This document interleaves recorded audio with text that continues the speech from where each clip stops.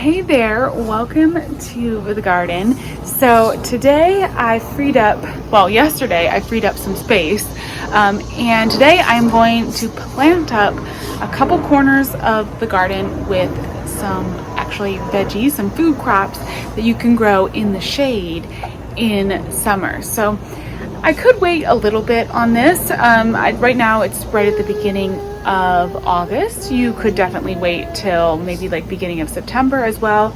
But a couple of these things I think will actually do really well, even started this early in the shade. And one of those in particular is this New Zealand spinach. So let me grab this. So New Zealand spinach is not a true spinach. It's actually but it's a warm weather green. So it was discovered in New Zealand, and you can grow it in the summer heat, and have basically like a lettuce spinachy kind of green growing off it. And it's one that I have found you can grow in a little bit of shade. Now all these areas are going to get some sun, but they're going to have, a chance of a little bit of shade. And it's a 50 to 60 day to harvest crop. So that's pretty good. That will put me right in mid-September, hopefully, that I will be able to actually harvest this New Zealand spinach. And it's just kind of a fun thing. It's actually a perennial if you're in a zone 8 or higher in the US. But it's got a bunch of good vitamins in it. And here's the thing that's really great about this is it is supposed to be slug and snail tolerant. So slugs and snails don't bother it. And if you're trying to start things this time of year, the pest pressure can be one of the hardest parts. For me, I have a lot of slugs and snails in my garden. That's one of the biggest pests that I deal with. And they go after all the little seedlings. They're especially it's hot and humid right now. We just last night we got a huge rainstorm, so everything in the garden is just wet. It's prime environment. If you are a slug or a snail, this is where you want to be. So something that is actually resistant to slugs and snails is kind of amazing, and we'll see how it does. Excuse that if you can hear them, they're chopping down some of the trees. We had a big storm the other night and a bunch of branches fell down. But yeah, we'll see if even the seedlings can resist the slugs and snails, but we're gonna give it a shot. So I'm gonna plant that over here in this little opening where I had my squash. And then I also have the grow bag over here, and I think I'm gonna put some of this New Zealand spinach in the grow bag as well and see how that does. And then I have a little bit of dazzling blue kale. This is one of my favorite kales. Such a great kind of kale, really cold tolerant actually, but we'll see if I can get some started, and some Frauenschluss lettuce, which is my favorite lettuce. So I'm going to tuck a little bit of the kale and lettuce here in this corner of this bed and just kind of keep an eye on it and see how it does. Test out planting it this early in some shade and underplanting, and then we'll do the New Zealand kale or the New Zealand spinach where the squash was, and I think that'll be that'll be a perfect fit. So let me just get that planted. I am not going to do anything super different planting it, just sort of follow the directions. The New Zealand spinach actually has a pretty big seed.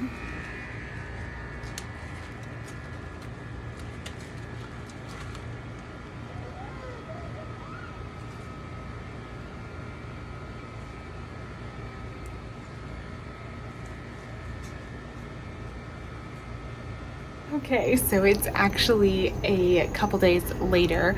Got pulled out of the garden for a minute, so I just came out here to water, and I'm going to sow the rest of those seeds.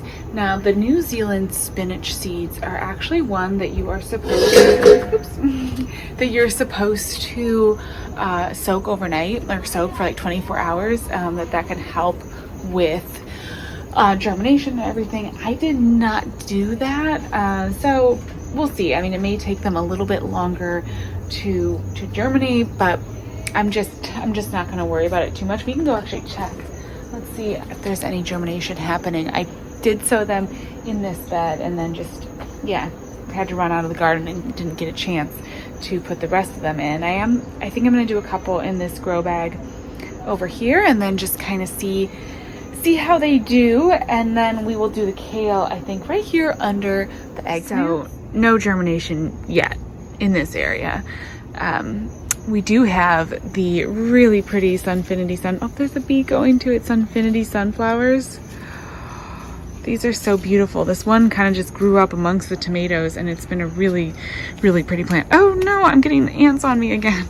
Every time I come near this eggplant. Oh my gosh, I keep forgetting that it's covered in ants.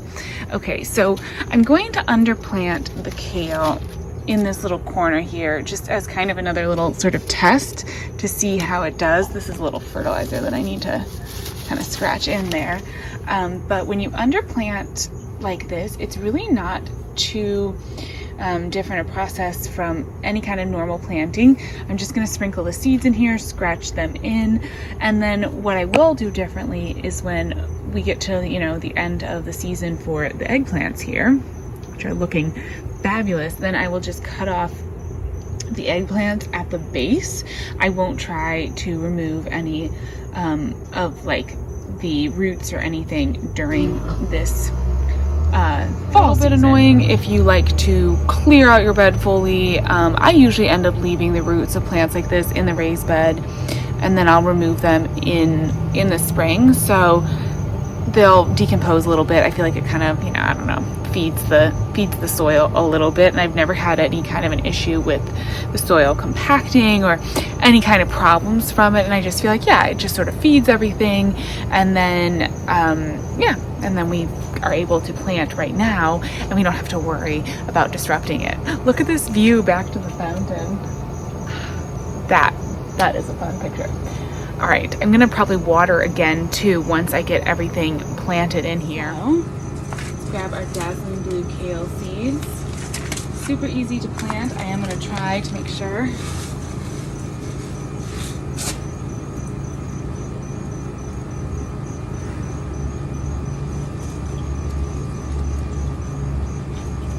I don't get covered in ants while doing this. There we go. And just sprinkle them in. I'm just gonna have a little, hopefully a little crop of kale in the corner there. Dazzling blue, one of my favorites. Now here comes, you know, the reason that I named this the Reckless Garden is I always end up doing at least one or two things against my better judgment. And one of those is planting some of my Frauenschluss lettuce. I just want to see what happens. To be honest, I don't think it's gonna grow. I probably would. I mean, I don't know if it germinates. I don't know sure how it's gonna do, but sometimes, depending on the lettuce, I want to play around with some of the, like, there's like Salanova lettuces. There's a few lettuces that people talk about really growing in the heat of the summer and them doing well. I don't have a lot of experience with those, but I'm gonna try. Frauenschluss is a romaine type lettuce, so they do tend to do better in a little bit heat, those romaine lettuce, versus some like the butter crunches and other lettuces. So there's a good chance there, and I just like it, and it's always grown really well for me. So I think I'm gonna sprinkle a little bit of this over in this bed over here. Slug bait right now, and so I'm a little worried that anything I plant in here is just gonna become food for the slugs. But I kind of have like this little corner here where this was actually soil from a container that I just had left over. The green beans are like, I don't know, not doing super well. They don't usually look this spindly, so I think that might be a sign that we've got quite a bit of shade going on in this corner. But you know what? That's kind of what I want for the lettuce, because I don't want it to get overheated. So let's see. We're just gonna do, you know, a little shake. Yep, that's all. Why not? And then it's kind of clumped here, so we'll just kind of spread it out. And then I'm just gonna make sure to keep this well watered, because we do have quite a bit of, you know, warm temperatures right now, so I don't want things to overheat and cause any issues. Look at so I popped a cucamelon in the ground here. Look at it taking off. It's all over the fence. Got some tomatoes I gotta harvest. Ooh, and I need to water this container over here. These jigsaw peppers are looking really good, but they are very, very dry right now. Give this guy some water. I am struggling this year with getting my watering right.